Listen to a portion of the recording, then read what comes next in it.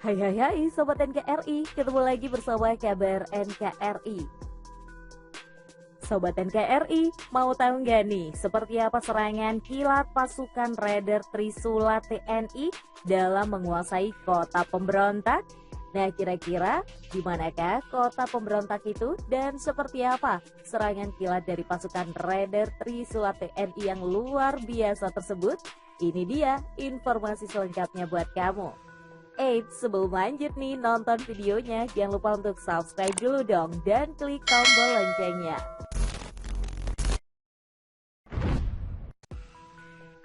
Sobat NKRI, perlu diingat jika TNI Angkatan Darat tidak hanya memiliki komando pasukan khusus atau Kopassus yang berstatus sebagai satuan tempur elitnya.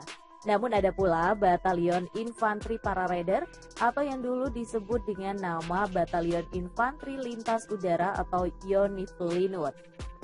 Seperti halnya menjadi anggota Kopassus, para prajurit TNI yang akan masuk dalam satuan Para Raider juga harus menjalani seleksi ketat dan tentunya latihan yang sangat berat. Salah satu pasukan elit TNI yang punya catatan emas dalam pertempuran adalah Yonif Para Raider 501 Bajrayuda atau Yonif PR 501 BY. Satuan elit yang saat ini dipimpin oleh Letkol Infanteri Arpa Yuda Prastya berada di bawah kendali Brigade Infanteri Para Raider 18 Trisula atau Brigif 18 Trisula, Komando Cadangan Strategis TNI Angkatan Darat atau Kostrat. Nah sobat, sekedar flashback nih ya, bercerita tentang satuan yang satu ini. Katanya sih berdiri pada 22 Januari tahun 1961. Yonif Para Raider 501 BY pernah menunjukkan kemampuan terbaiknya dalam operasi Seroja di Timur-Timur. Satuan yang dikenal sebagai pasukan penyerbu dari langit bahkan menjadi salah satu pasukan yang pertama kali tiba di Dili, ibu kota Timur-Timur pada 7 Desember 1975. Saat itu Yonif Para Raider 501 BY dipegang oleh Mayor Infanteri Ismail. Menurut catatan yang dikutip Viva Militer dari buku Mari Terjun ke Dili yang Indah, total ada 699 personil Yonif Para Raider 501 BY yang diberangkatkan untuk melakukan serangan ke Dili, yang dalam pelaksanaannya serangan ke Dili itu dibagi ke dalam dua sorti yang berangkat mulai 5 sampai 6 Desember tahun 1975.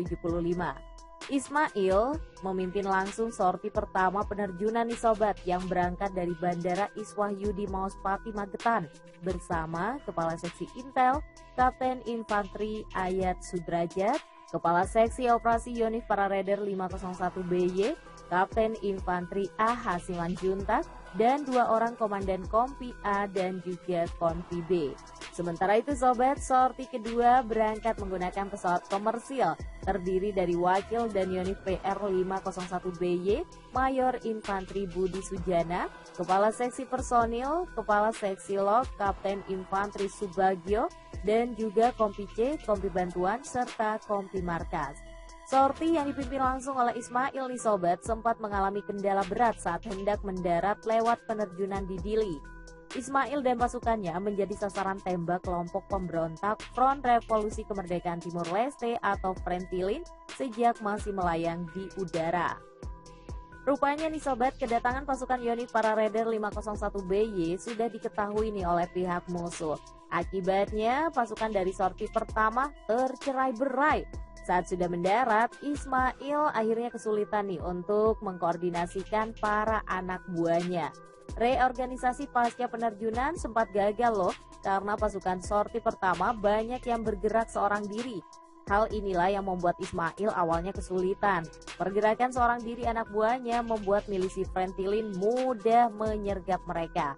Sehingga nih timbul korban dalam jumlah yang tidak sedikit dari kubu Yonif PR 501 BY. Namun dengan kemampuan tempur yang handal yang mereka miliki, pasukan lintas udara ini pun berhasil menguasai seluruh wilayah di Dili hanya dalam waktu setengah hari saja loh. Dili berhasil diambil alih oleh pasukan Yonif Para Raider BY pada pukul 12.00 waktu setempat. Ya, luar biasa sekali ya kemampuan dari pasukan Raider Trisula TNI ini. Semoga juga bisa menginspirasi pasukan yang lainnya. Oke, sampai di sini dulu Sobat NKRI, informasi dalam perjumpaan kita kali ini. Jangan lupa untuk update terus informasi militer dan kabar update lainnya di Kabar NKRI. Sampai jumpa.